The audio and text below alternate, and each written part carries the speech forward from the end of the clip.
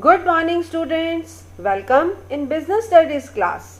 In this session we are going to discuss the two topics. One is fire insurance and second one is marine insurance.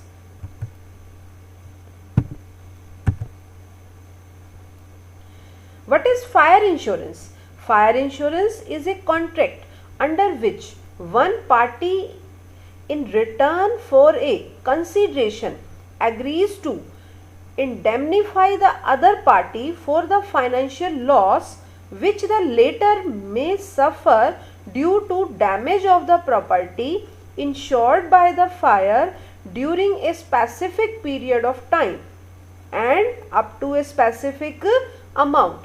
Here the first party is insurer and the second party is insured and the consideration is premium. It means कि जब हम fire insurance policy purchase करने जा रहे हैं तो वो insurer और इंश्योर्ड के बीच में एक ऐसा कॉन्ट्रैक्ट हो रहा है जिसमें जो इंश्योरर है वो अपने ऊपर जो रिस्क लेने के लिए रेडी हो रहा है. क्यों? क्योंकि इंश्योर्ड जो है उसे क्या पे कर रहा है? प्रीमियम पे कर रहा है कि इंश्योर्ड को अगर कोई फाइनेंशियल लॉस हो जाता है, किस वजह से हो जाता है?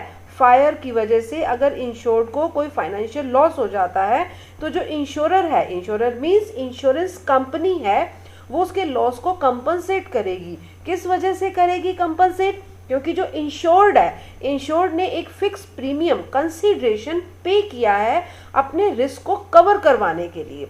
There are two very important point.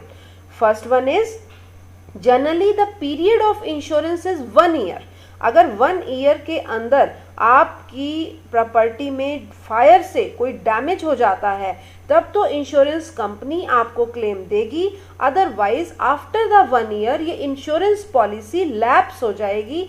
इस प्रीमियम की कोई वैल्यू नहीं रहेगी. नेक्स्ट ईयर आपको न्यू इंश्योरेंस पॉलिसी परचेज करनी पड़ेगी.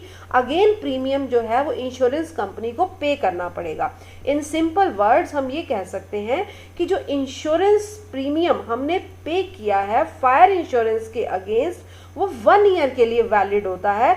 आफ्टर द 1 ईयर वो प्रीमियम लैप्स हो जाता है, उसकी कोई वैल्यू नहीं रहती. कि अगर आपको 1 ईयर में कोई भी लॉस नहीं होता है तो इंश्योरेंस कंपनी आपको कोई भी क्लेम नहीं देगी, कोई भी मनी आपकी रिटर्न नहीं करेगी. Second important point is all the principal of insurance are applicable on the fire insurance. हमारे 8 प्रिंसिपल्स हैं और 8 के 8 प्रिंसिपल्स फायर इंश्योरेंस पॉलिसीज के साथ इम्प्लीमेंट रहते हैं. This is the meaning of fire insurance. Now come to the elements of fire insurance. First one is the insurable interest should be present at the time of taking policy as well as the time of taking loss. अगर policy लेते time ownership किसी और के पास है और loss के time ownership किसी और के पास है तो इंश्योरेंस कंपनी आपको क्लेम नहीं देगी. फायर इंश्योरेंस के केस में सेम पर्सन के पास ओनरशिप होनी चाहिए दोनों ही टाइम पर. दोनों टाइम कौन से? At the time of taking policy और सेकेंड टाइम कौन सा? At the time of loss. Loss के टाइम पर भी और पॉलिसी परचेज करने के टाइम पर भी ऑनरशिप क्या होनी चाहिए? सेम पर्सन के पास होनी चाहिए. अदरवाइज इंश्योरेंस कंपनी क्लेम देने से रिफ्यूज कर सकती है. The second one is the contract of fire insurance is also a contract of at most good faith. चाहे लाइफ इंश्योरेंस का केस हो चाहे जनरल इंश्योरेंस का केस हो, एट मोस्ट गुड फेथ का जो प्रिंसिपल है वो सभी तरह के इंश्योरेंस के ऊपर एप्लीकेबल होता है. So insured must disclose all material facts related to the property for which insurance is taken.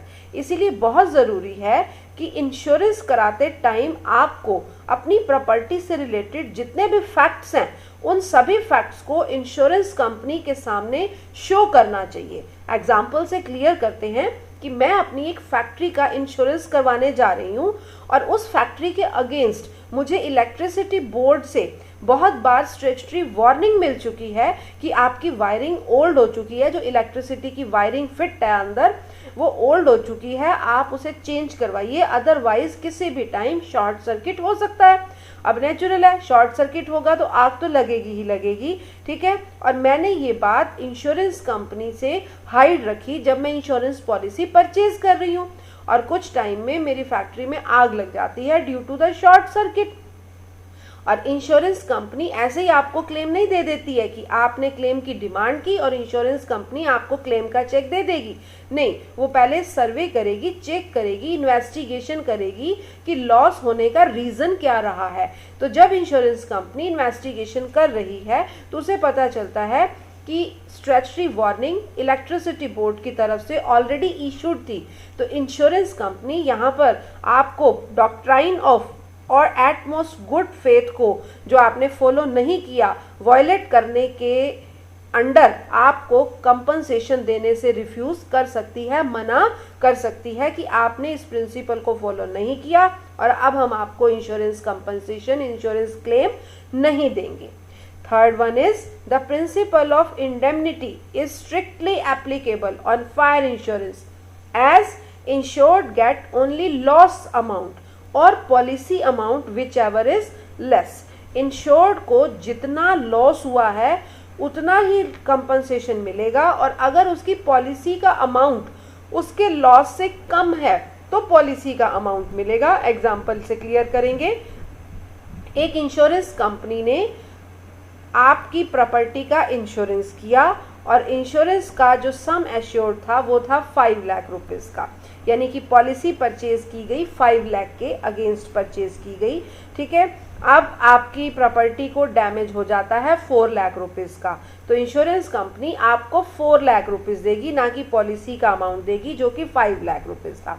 और बाय चांस आपको लॉस हो जाता है 8 लाख रुपीज़ का, तो यहाँ पर आपको पॉलिसी का अमाउंट मिलेगा, ना कि 8 लाख रुपीज़ मिलेंगे, क्योंकि आपने पॉलिसी ही कितने की परचेज की है, 5 लाख रुपीज़ की परचेज की है। तो इसीलिए इंश्योरेंस कंपनी आपको प्रॉफिट कभी भी नहीं देगी, आपको क्या देगी, एक्चुअल अमाउंट ऑफ लॉस देगी या फिर अमाउंट ऑफ पॉलिसी देगी, विच एवर इज लेस, दोनों में से जो भी कम होगा आपको वही मिलेगा।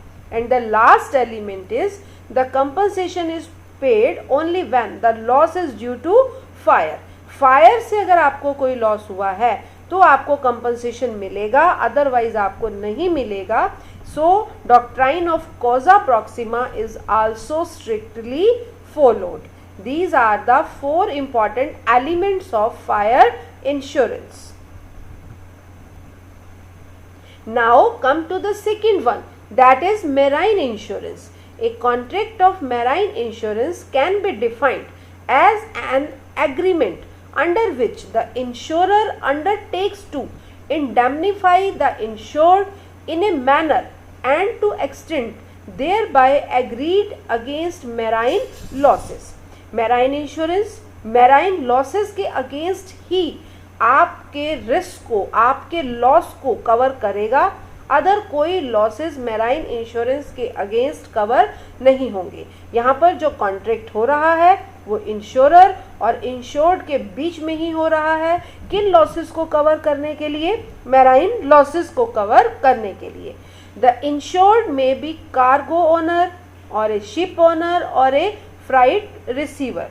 क्लियर करेंगे इन टर्म्स को।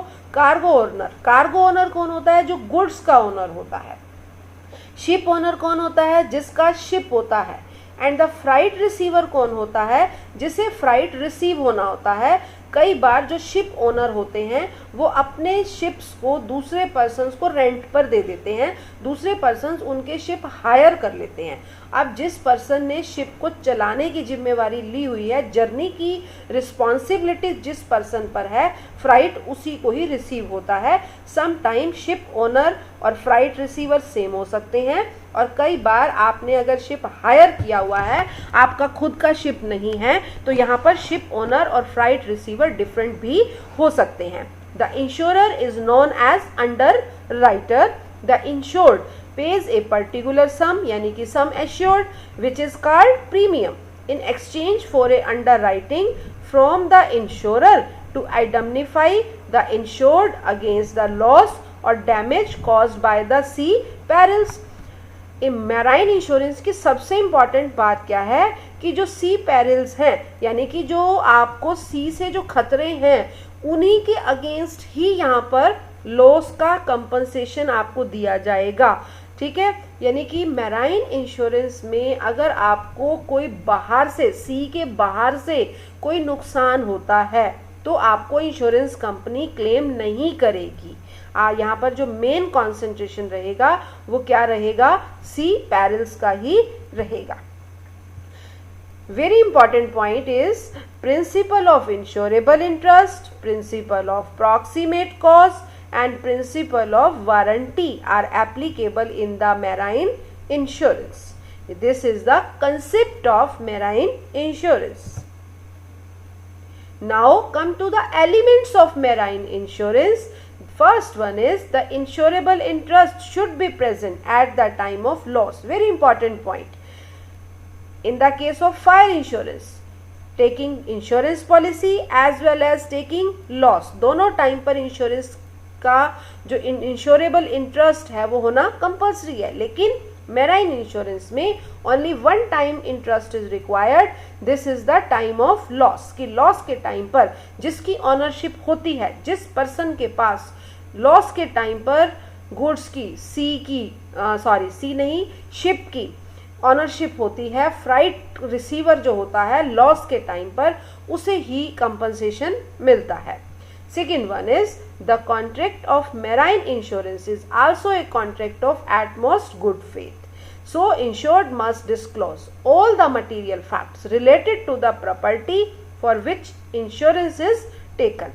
Utmost good faith का जो प्रिंसिपल है वो सभी तरह के इंश्योरेंस के ऊपर एप्लीकेबल होता है कि जब इंश्योरर और इंश्योर्ड कॉन्ट्रैक्ट कर रहे हैं तो दोनों को कोई भी फैक्ट एक दूसरे से हाइड नहीं रखने चाहिए, यही दोनों के लिए बेनिफिशियल रहता है। Third one is the principal of indemnity is strictly applicable on marine insurance as insured get only loss amount और policy amount whichever is less. This point is earlier discussed in the fire insurance, so it is very much clear. Last one is the compensation is paid only when the loss is due to sea peril. अभी मैंने concept में भी आपको discuss की बेटा ये बात कि मैराइन इंश्योरेंस के अंदर जो सी पेरिल्स हैं, यानी कि जो हमारे को समुद्री खतरे हैं, जो हमारे को सी से जो खतरे हैं, सिर्फ उन्हीं के अगेंस्ट अगर आपको कोई लॉस हो रहा है तो आपको कंपनसेशन मिलेगा। So doctrine of causa proxima is also strictly followed. Now come to the subject matter of marine insurance, or we can say that there are some different types of marine insurance policies. This is in 4 numbers, and first one is cargo insurance.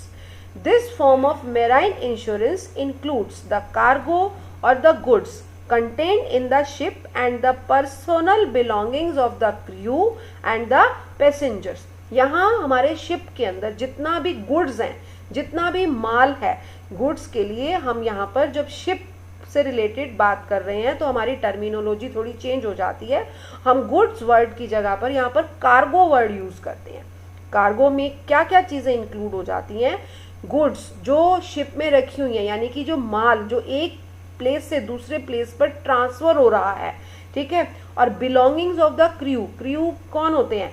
जो एक मतलब एक team होती है जो ship की journey को continue करती है, कैप्टन हो गया, अदर एम्प्लॉयज हो गए, स्टाफ हो गया, ठीक है, वो सब क्रू है, ठीक है। और पैसेंजर्स जो यात्री जो उसमें जर्नी कर रहे हैं, ठीक है, तो उनका जितना भी उसके अंदर सामान है, चाहे वो क्रू का है और चाहे वो पैसेंजर्स का है और चाहे वो गुड्स जो माल है एक जगह से दूसरी जगह पर बेचने के पर्पज से भेजा जा रहा है, उन सब के लिए अगर आपको इंश्योरेंस पॉलिसी लेना चाहते हो, ठीक है, तो वो कौन से हेड के अंडर ली जाएगी? कार्गो इंश्योरेंस हेड के अंडर ली जाएगी। इट मीन्स कार्गो इंश्योरेंस में 3 चीज़ें इंक्लूड हो रही हैं। एक तो वो माल जो बेचने के पर्पज से वहाँ पर है, एक वो बिलोंगिंग्स जो क्रू की है, यानी कि जो टीम है वहाँ पर, स्टाफ की जो टीम है, उनकी भी सामान होगा वहाँ पर, उसका भी इंश्योरेंस होगा। जो पैसेंजर्स जा रहे हैं वो भी अपने साथ कुछ ना कुछ सामान कैरी करके ले जा रहे होंगे, ठीक है, उन सब का भी हम क्या ले सकते हैं, इंश्योरेंस ले सकते हैं, इंश्योरेंस पॉलिसी इन सब के अगेंस्ट हम परचेज कर सकते हैं। तो जब हम ऐसी इंश्योरेंस पॉलिसी परचेज कर रहे हैं तो हम क्या कहेंगे, हमने क्या किया है, कार्गो इंश्योरेंस किया है। Second one is hull insurance. Under this the whole ship is insured, पूरा शिप ही क्या कर दिया जाता है, यहाँ पर इंश्योरेंस पॉलिसी के अंडर ले लिया जाता है। It covers the insurance of the vessel, vessel means जो पानी में चलने वाले जितने भी मतलब हमारे जो शिप होते हैं, बोट होते हैं या कुछ और भी पानी में चल रहा है, तो वो सब वेसल के अंडर वर्ड यूज़ किया जाता है। एंड इट्स इक्विपमेंट्स, उस वेसल के कुछ इक्विपमेंट्स हैं, यानी कि उसमें फर्नीचर हैं, टूल्स हैं, मशीनरी है, इंजन है, ये सब उस वेसल के अंडर आ रहा है। और इस सब के लिए जब कोई इंश्योरेंस पॉलिसी परचेज की जाती है, जो almost owner of the ship he purchase करते हैं कि हमारे शिप को कोई नुकसान हो जाए तो हमारे को कुछ कंपनसेशन मिल जाना चाहिए, तो हम कौन सा इंश्योरेंस परचेज करेंगे, हल इंश्योरेंस परचेज करेंगे। Third one is freight insurance. Such insurance provides protection against the loss of freight, very important thing, ठीक है, यहाँ कौन सा लॉस कवर हो रहा है, फ्राइट का लॉस कवर हो रहा है। It may causes the owner of the goods pay the freight only when delivery of goods is secured on the port or dock. If the ship is lost in the way or damaged or theft, then shipping company lose the right of taking freight. Hire is insured for protection against the risk of losing a freight.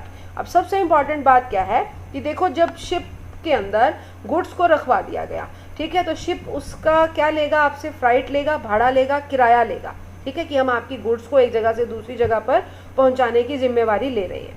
अब वो freight अगर जो goods को वहाँ पर delivery दे रहा है, जो ओनर ऑफ द गुड्स है, ठीक है, जो पर्सन गुड्स की डिलीवरी वहाँ पर शिप ओनर को दे रहा है, वो कहता है कि लो मैं आपको फ्राइट दे देता हूँ, ठीक है, उसने उसको फ्राइट दे दिया। क्यों? क्योंकि उसे ये तसल्ली है कि जो गुड्स हैं वो नेक्स्ट पोर्ट तक या जिस भी पोर्ट तक उसने पहुंचानी है वहां पहुंच जाएंगी और सेलर जो है वो मुझे ये फ्राइट दे देगा, ठीक है, उसे इस बात की तसल्ली है, वो फ्राइट पे कर देगा। लेकिन ये रियल में जो है नहीं हो सकता, क्योंकि हो सकता है रास्ते में शिप डूब जाए, शिप जो है थेफ्ट हो जाए, उस पर कोई अटैक कर दे, ठीक है, और गुड्स वहाँ तक पहुँचे ही नहीं। अब गुड्स जो है अपने डेस्टिनेशन तक, नेक्स्ट पोर्ट तक पहुँची ही नहीं है। जो पर्सन उसको खरीदने वाला था, जो उसका रियल ऑनर बनने वाला था, जब उसको गुड्स ही नहीं मिलेंगी तो क्या वो ऑनर को, शिप के ऑनर को फ्राइट पे करेगा? वो कहेगा मैं किस चीज़ का आपको फ्राइट दूँ, मेरे को आपने गुड्स दी है जो मैं आपको फ्राइट दूँ, ठीक है। तो अब जब गुड्स डेस्टिनेशन तक नहीं पहुंच पाई तो शिप ओनर को फ्राइट भी नहीं मिलेगा। अब शिप ओनर कहता है कि हमारा तो राइट है फ्राइट को लेने का, क्योंकि हमने क्या किया है, गुड्स को एक जगह से लेके दूसरी जगह पर जा रहे थे, रास्ते में कोई जो है वो डैमेज हो गया तो हम क्या कर सकते हैं। तो इस केस में जब नेक्स्ट पार्टी फ्राइट देने से मना कर देती है, क्योंकि वो भी अपनी जगह बिल्कुल राइट है, क्योंकि उसे गुड्स ही रिसीव नहीं हुई हैं, और जिस पार्टी ने गुड्स की डिलीवरी दी थी, यानी कि गुड्स को शिप में रखवाया था, उस पार्टी ने भी जो है फ्राइट पे नहीं किया, उन्होंने क्या कहा, नेक्स्ट पार्टी करेगी। तो इस केस में शिप को फ्राइट का क्या हो जाता है, लॉस हो जाता है। शिप को कोई भी फ्राइट नहीं देता, और शिप अपने लॉस को कंपनसेट करने के लिए क्या लेते हैं, फ्राइट इंश्योरेंस करवा लेते हैं कि गुड्स अगर ऑनर तक पहुंच गई तो उन्हें फ्राइट जो है वो ओनर दे देंगे, और अगर ऑनर तक नहीं पहुंची तो उनके फ्राइट देने की रिस्पॉन्सिबिलिटी किसकी रहेगी, इंश्योरेंस कंपनी की रहेगी। Last one is liability insurance, the insurance which is taken for the damage to the third party and the compensation being payable for the damage is known as liability insurance. कई बार दो ship आपस में टकरा जाते हैं, कोई युद्ध हो जाता है, कोई झगड़ा हो जाता है, ठीक है, जिसकी वजह से थर्ड पार्टी को, ठीक है, डैमेज हो जाता है, कोई नुकसान हो जाता है, ठीक है, तो लायबिलिटी इंश्योरेंस के अंडर हम उस थर्ड पार्टी के रिस्क को भी क्या करते हैं, यहाँ पर कवर करते हैं। That's all about the fire insurance and marine insurance. Thanks for watching this video.